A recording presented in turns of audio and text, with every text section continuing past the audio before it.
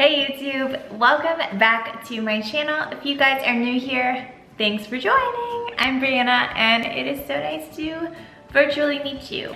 So today's video, I'm going to be talking about resolutions, and I know it's a little bit late because it's like end of January, heading into February, but I feel like this is the best time to really talk about it because we've had a month of trying to stick with our goals, trying to stick with our resolutions, really sitting with the aspirations that we set for ourselves. So I wanted to talk about resolutions and how to stick with them because I've been literally on a new year high. I've been so motivated for this whole month that sticking to my resolutions has never been easier for me. So I really wanted to share them with you today and talk about how we can stick with them throughout the whole year. So New Year's rolls around and I know a lot of people are against resolutions and making them and saying that nothing changes in the new year and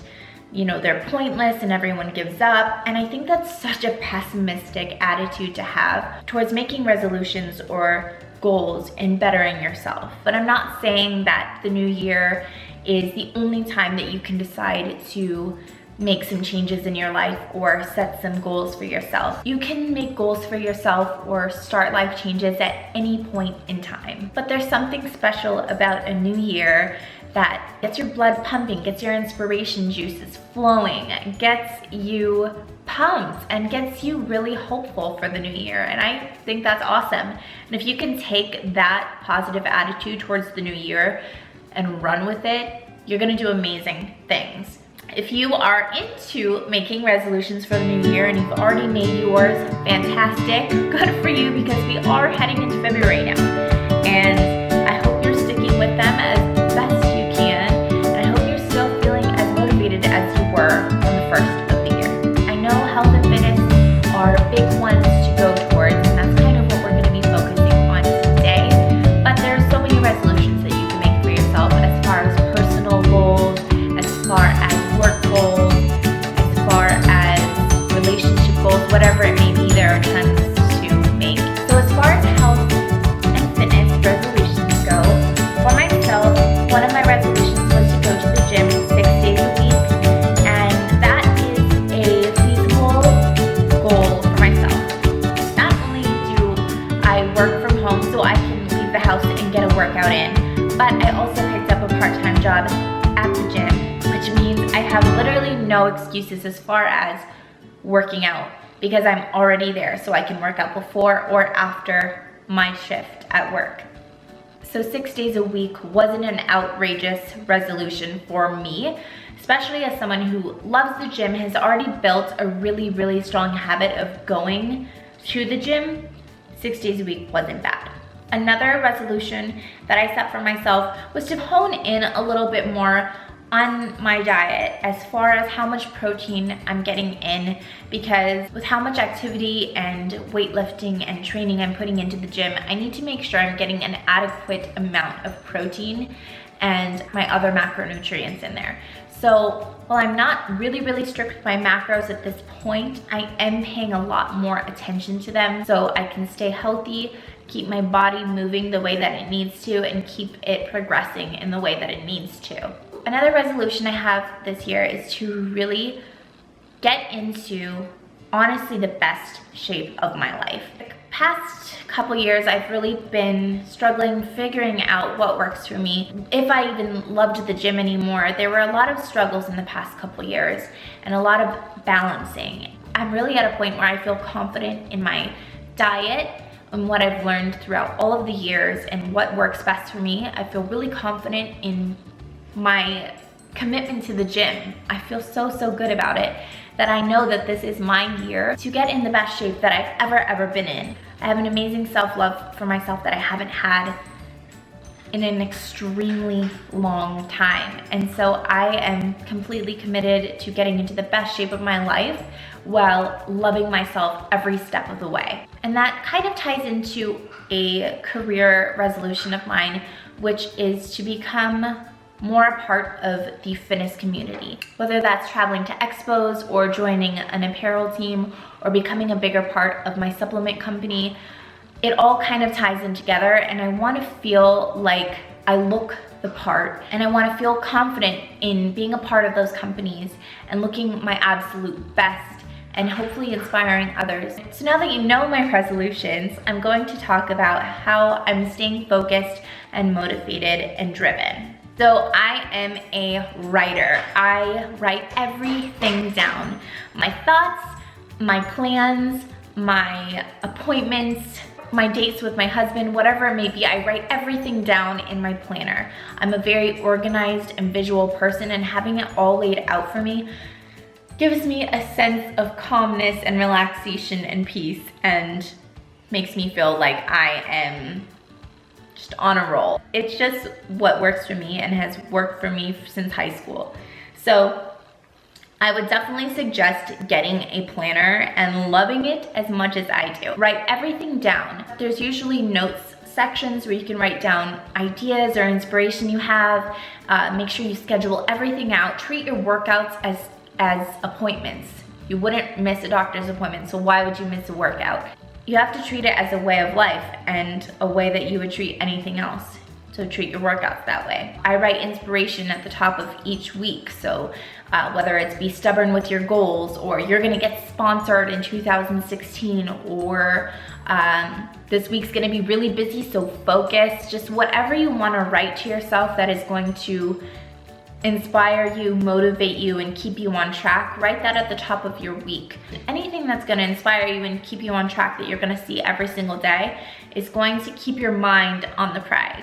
Another tip that I have as far as resolutions go is to really make sure that you're making them for yourself. Because if you are looking at what other people are doing for themselves or other goals that they're creating for themselves, you're not gonna really feel it in your heart or your passion to really accomplish those, because you don't have anything really connected to them. Have some quiet time, have a cup of coffee in the early morning, and just sit with yourself, reflect on the year before, reflect on what you've accomplished, and reflect on what you still want to accomplish for the new year. And make sure your goals are really your own, make sure your resolutions are really your own, because when they're coming from within, you are going to feel so much more connected and more driven towards accomplishing them. Another tip I have is sharing your resolutions with one person that you really trust, who you communicate with daily, who is really going to remind you of what you're going after and remind you of why you're doing all of this. So for me, that's my husband.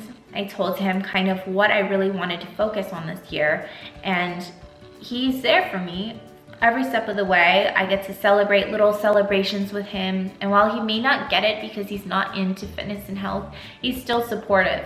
And if there are days that I feel like slacking or maybe don't want to go to the gym, he gives me that push to go. It's a little bit of tough love, and it's not in a mean way like, oh, you need to go because you're getting a little bit fluffy. It's just the fact that he knows what my resolutions are, so he's pushing me in the right direction when I need it. Sharing your resolutions with someone close to you who understands your aspirations and is gonna help you stay on track is really, really great. Whether that's a family member, a friend, or a significant other, it's helpful. Or even if it's social media. I share a lot with my social media, and I'm obviously sharing my resolutions with you.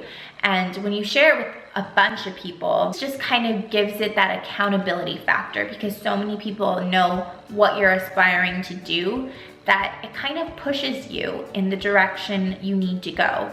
And you want to prove it to yourself, and you also want to prove to them that anything is possible, that you can go after your dreams and you can really work hard and get to the point you want to be at. And that's what I love about social media. I try to be very honest and transparent on there because my followers appreciate it, and I appreciate them because they are so kind and so supportive that I don't feel judged. And obviously my resolutions are out here now on YouTube, and you guys are here listening to them, and I want to prove to you that I can do this. Another tip I have is get online and head to Instagram and check out what other people are posting. If someone is posting like that they had deadlifted 230 pounds and that was their PR, like that gets me pumped, and I'm like, well, heck, I want to get to the gym and I want to get my own PR. I'm not comparing the weight or anything like that, but it just gets me pumped in wanting to accomplish something for myself too. I always had Instagram, and I'm so inspired by all the wonderful women that I follow on there. It just gets me pumped every single day to give it my all and really, really try, because that's what they're doing. They're hustling, and I love that. And I think that there's a difference between feeling jealous and envious of someone and being inspired by someone. I think that that's something that has to do with within you. So if you are lacking a little bit of self-love, then you might feel jealous or envious, and that's a little part of you that you need to fix and really focus on loving yourself. But if you're feeling like inspired and motivated by someone who is just freaking killing it out there, that means you love yourself, you love other people, and like you just want to get in there and freaking kill it. And I think that's awesome. So you really need to focus in on your feelings towards what you see online, on other people's highlight reels, as they say, although I do follow a lot of honest, transparent women on Instagram, and I absolutely love it. I really, really appreciate anyone who can be honest and show the ups and downs. So shout out to my Instagram family. I love all of you so, so, so much. Another tip I have is to really find a setting that you feel comfortable and confident and like you can do anything in, and I mean the gym. I made a switch to a new gym around the new year. I wanted a change of scenery for the new year, and I found that in my new gym, and I go in there every single day just so pumped. And I think that there's just an energy in there of people who are all kind of going after the same thing, which is bettering themselves and getting stronger, getting faster, and just building a really healthy relationship with themselves. I just love it in there. I'm so, so happy that I made the switch. So I think it's important for you to try out different gyms or different studios or whatever it may be until you find one that really, really hits home and you really feel a connection to, because your scenery and what you're surrounded with can really, really affect you, whether that brings you down or whether that lifts you up. So make sure you're, trying different places out. And if you're not happy with where you are right now, then make a change. Another tip I have is to not make so many resolutions and to not be so specific about your resolutions. I know a lot of people say, you shouldn't make broad resolutions because then you don't know how to get there and it seems too big of a picture. But I think if you focus in too much on the nitty-gritty little details of like, well, I'm gonna do shoulders every Monday and I'm gonna lose 2 pounds per week and I'm gonna run 50 miles or whatever it may be. I think when you focus too much on the nitty-gritty, that you kind of lose like the magic behind it. You kind of lose the love behind all of it. If you make a bigger picture and you make a bigger plan for yourself, you can focus in kind of every week or so on what you want to accomplish. And I think that's totally fine. Every week I sit down with my planner and I'm like, all right, well, this is kind of what I want to lay out for this week. I don't have to make it so nitty gritty in the resolution aspect. I have my bigger picture and I'm making the building blocks to get there. That's something I want you to try. So if you do have a bigger picture goal, that is awesome. I want you to trust yourself. I want you to believe in yourself. Dream big, think outside the box, think of how you're gonna get there and go for it, because you have one life to live. So why not make amazing resolutions and go for them? So I hope you guys enjoyed this kind of late resolution video. I wanted to make it later in the game just because there were so many resolution videos at the beginning of the month that I wanted to make mine a little bit later and share what has worked for me in staying on track every single day this past month and what is gonna keep me on track, hopefully the rest of the year. My motivation is sky high. I see no end to it, and I'm just really, really pumped and wanted to share with you that it is possible to stay motivated for the rest of the year and to crush your goals. So I hope you are having a wonderful 2016 so far, and I will see you guys next time.